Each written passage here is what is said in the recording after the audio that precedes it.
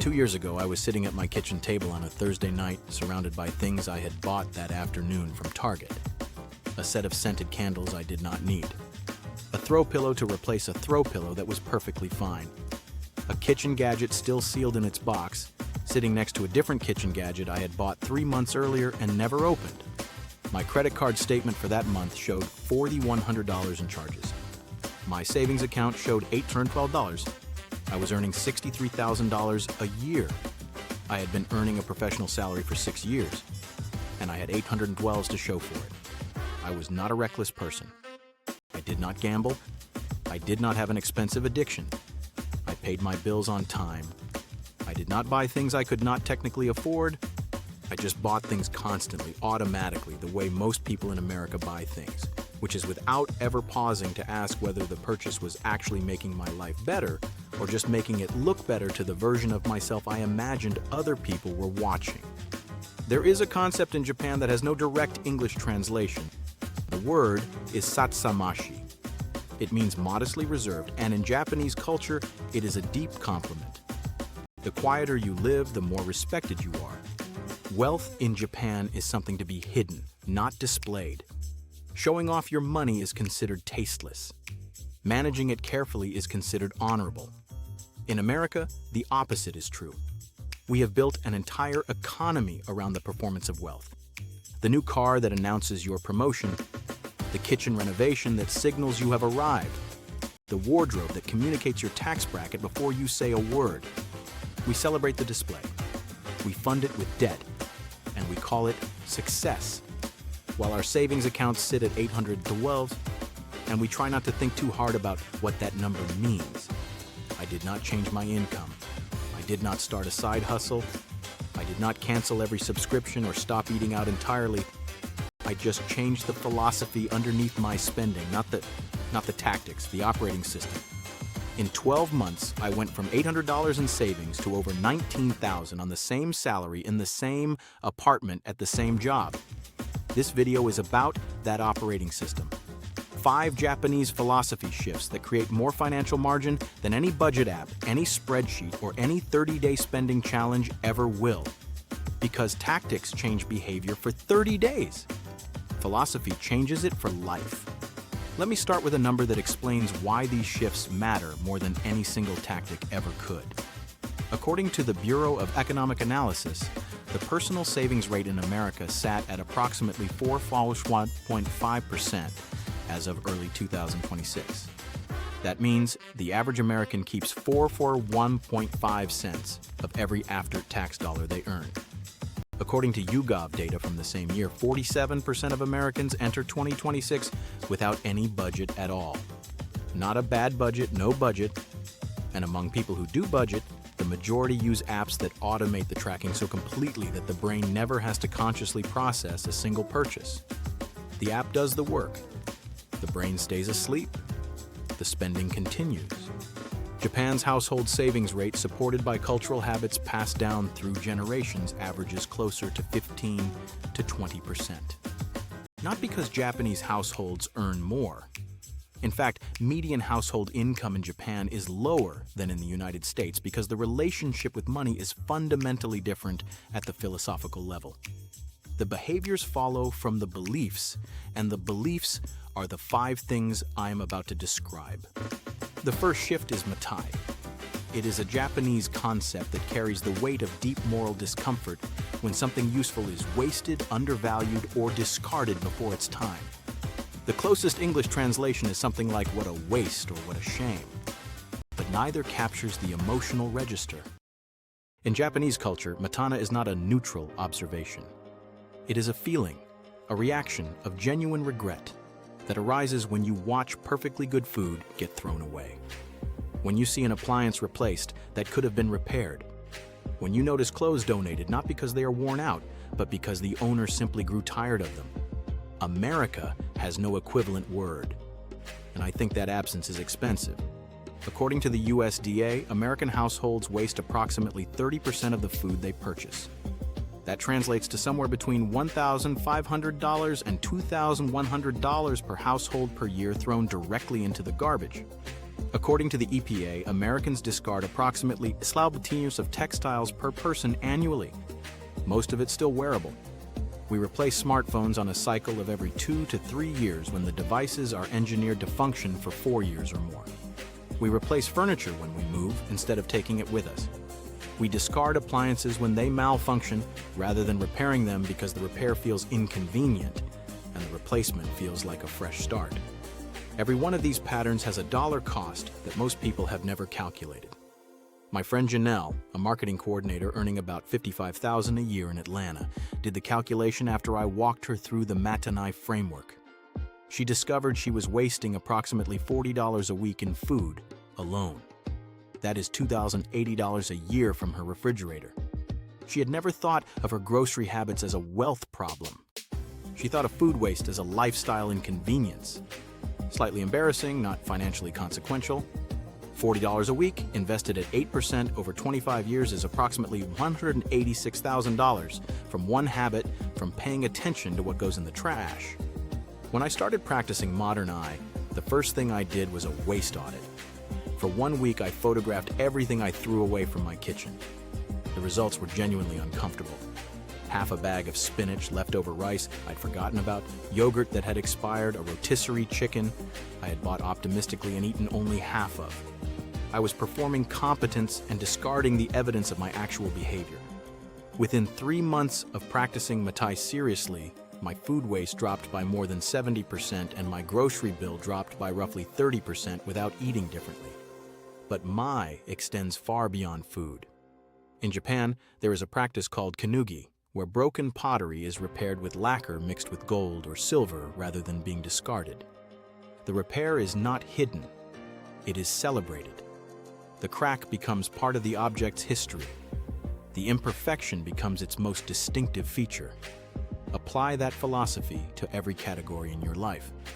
The phone with the scratch screen still makes calls and sends messages. The couch with the slightly worn cushion still provides somewhere to sit. The jacket with the small scuff still keeps you warm. These are not reasons to replace. They are reasons to appreciate. Americans spend approximately $9,500 per year in categories driven primarily by aesthetic dissatisfaction. According to consumer spending data, apparel, home furnishings, and consumer electronics. Not because the items they already own have stopped functioning, because they have grown tired of looking at them. Mottainai asks a simple question before every replacement purchase. Does the item I already own still serve its purpose? If the answer is yes, the replacement is not a purchase. It is a donation to a corporation's quarterly earnings funded by your future financial security. The second shift is Hara Hachi. It is a teaching from Confucian tradition widely practiced in Okinawa, Japan, which has one of the highest concentrations of people who live past 100 years in the world. The principle is to stop eating when you feel approximately 80% full, rather than continuing until discomfort signals that you have consumed enough. It sounds like a dietary practice. It is actually a philosophy of margin. When you translate Hara Hachi from food to money, the principle becomes this. You do not fill your life to 100% of your income's capacity. You leave 20% untouched. Not because 20% is a magic number, but because 20% is the difference between a life that can absorb a disruption and a life that cannot. It is the difference between an emergency that costs you 1 month of stress and an emergency that costs you 5 years of financial recovery. Most Americans live at 110% of their income. Credit card balances at 22% interest fill the gap between what they earn and what they spend. According to the Federal Reserve, total credit card debt in the United States crossed $1.277 trillion in the fourth quarter of 2025. That is not debt from genuine emergencies. That is debt from ordinary life inflated beyond the income available to support it. The math of Harahi Bu is one of the most uncomfortable calculations in personal finance because of how clear it is. The Bureau of Economic Analysis reported that Americans saved approximately 4.5% of disposable income in early 2026. If you earn $60,000 a year and save 4%, you are saving approximately $2,700 annually. Over 30 years, at 8% average market returns, that produces approximately $330,000.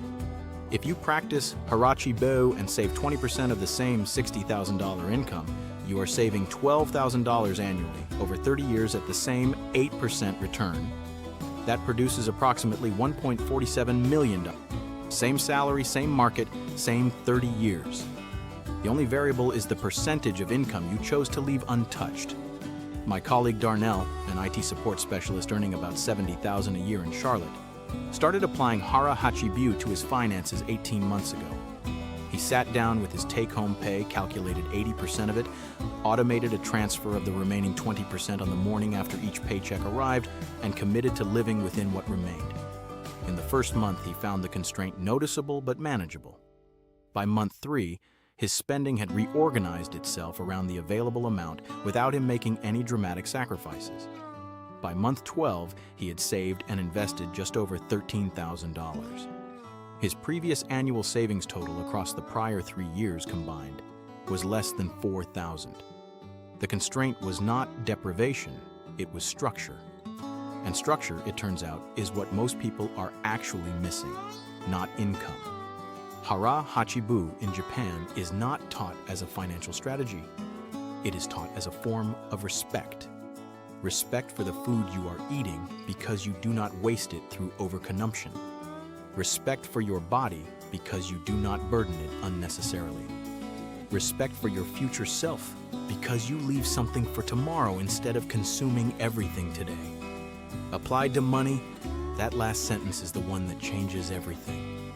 Every dollar saved today is a message to your future self that says, I thought about you.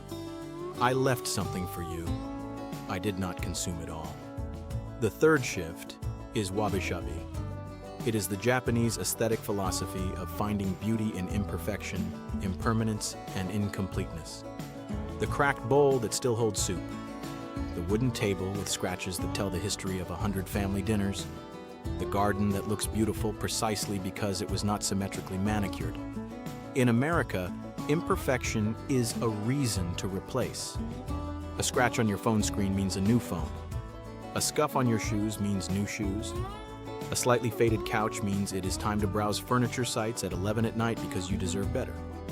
The consumer economy's entire business model depends on your dissatisfaction with things that still work. Wabi-Sabi invites you to find satisfaction in them instead. The financial stakes of this shift are higher than almost any other on this list because status spending operates at every income level and scales upward without limit. It is not a habit of people who cannot afford better. It is a habit of people at every income level. According to a 2025 Goldman Sachs report, 41% of Americans earning between $300,000 and $500,000 annually live paycheck to paycheck. 40% of those earning over $500,000 report the same. The income went up. The lifestyle inflated to match it.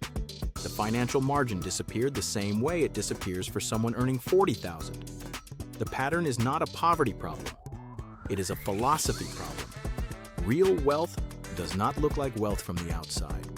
Research from the Millionaire Next Door showed that most actual millionaires live in average neighborhoods, drive older vehicles, and rarely display their wealth visibly. A 2025 Empower study found that over 62% of everyday millionaires still budget, still shop sales, and still avoid extravagant lifestyle spending even after crossing the $1 million mark. The typical millionaire has never spent more than $4 on a single article of clothing. About 60% live in homes worth less than $500,000. The person in the least luxury vehicle looks wealthy. The person in the paid-off 10-year-old sedan with a coffee cup in the cup holder and the small dent in the rear bumper might actually be wealthy. Wabi-Sabi is the philosophical framework that makes that choice feel like a preference rather than a deprivation.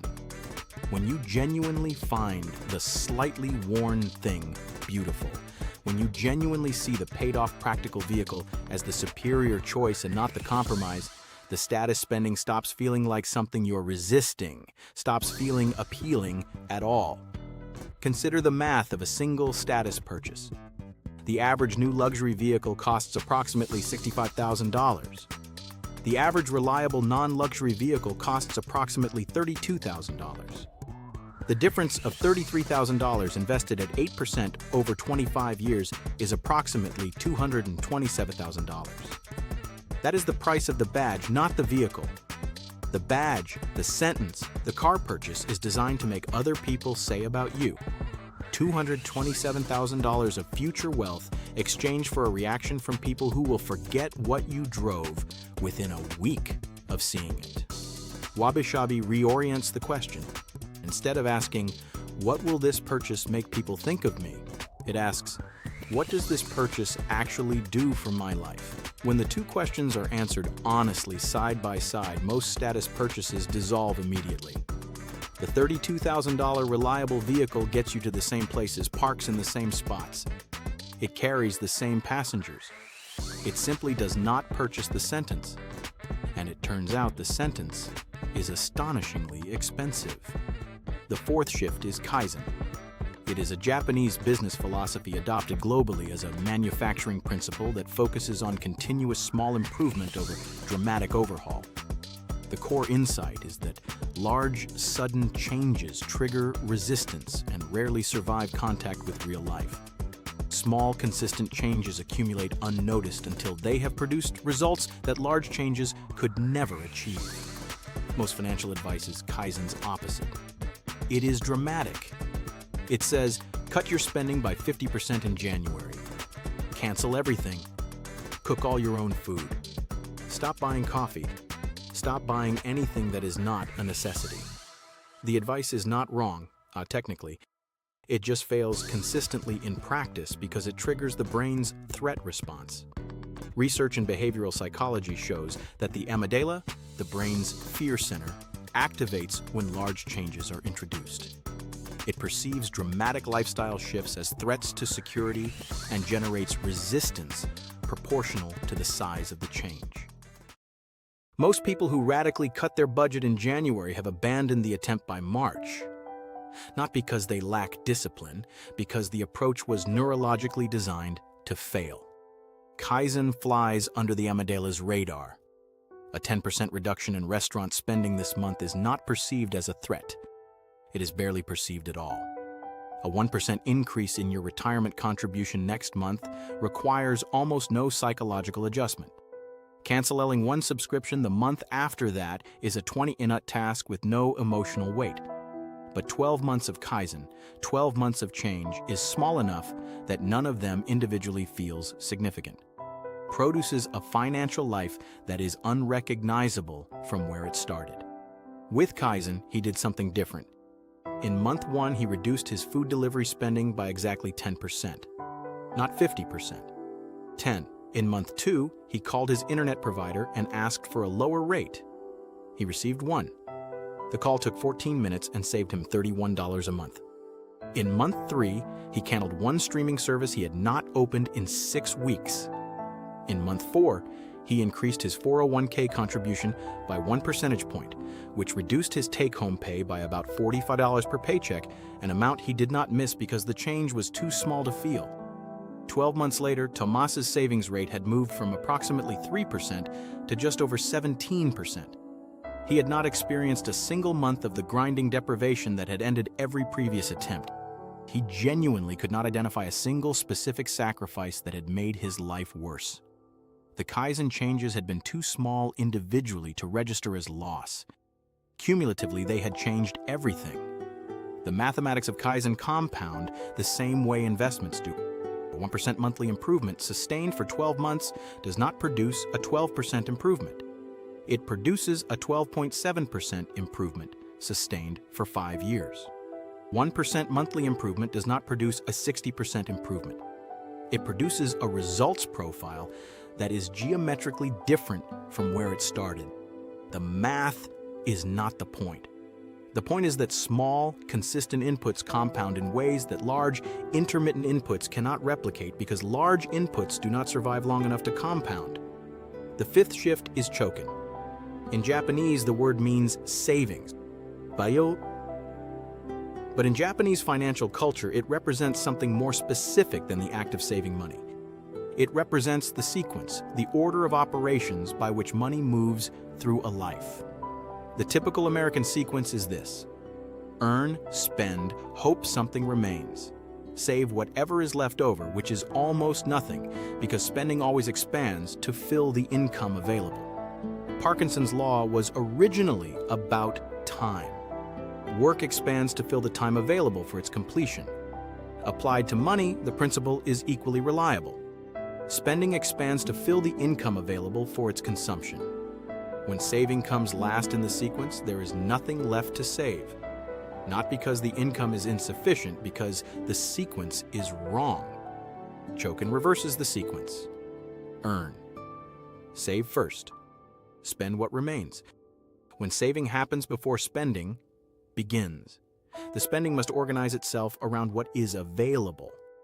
The lifestyle does not get to expand first and then leave nothing for the savings goal. The savings goal is removed from the equation before the lifestyle has any access to it. In modern American financial practice, Chokin has a name: automation. The Vanguard. How America Saves report found that the average 401k contribution rate hit 7.7% in 2024, with automatic enrollment and automatic escalation features being identified as the primary drivers of that figure. The people saving the most are not the ones with the most discipline. They are the ones whose savings disappear before they see them. The sequence is right. The brain never has the opportunity to spend the money because the money is gone before the brain registers its availability. The power of choking in real numbers is almost uncomfortable in its clarity. Consider two people both earning $58,000 a year. The first follows the typical American sequence. She earns spends throughout the month and saves whatever remains, which across the year averages about 3%, approximately $1,700 annually. At 8% over 30 years, that produces approximately $213,000. The second follows Chokin. She automates a transfer of 20% of her take-home pay to a combination of her 401k and a brokerage account on the morning after each paycheck arrives. She lives on 80%. Over the year, she saves approximately $9,200. At 8% over 30 years, that produces approximately $1.14 million. Same salary, same market, same 30 years. The only variable is the sequence, not the income, not the discipline, the order in which money moves. Chokin also explains something that confuses most people about high earners who have almost nothing saved. The sequence is wrong, regardless of income level. Someone earning $300,000 who spends $290,000 is following the American sequence. The $10,000 remaining is a 3.3% savings rate at a level of income that should produce dramatic wealth accumulation. The problem is not the income. It was never the income. It was the sequence.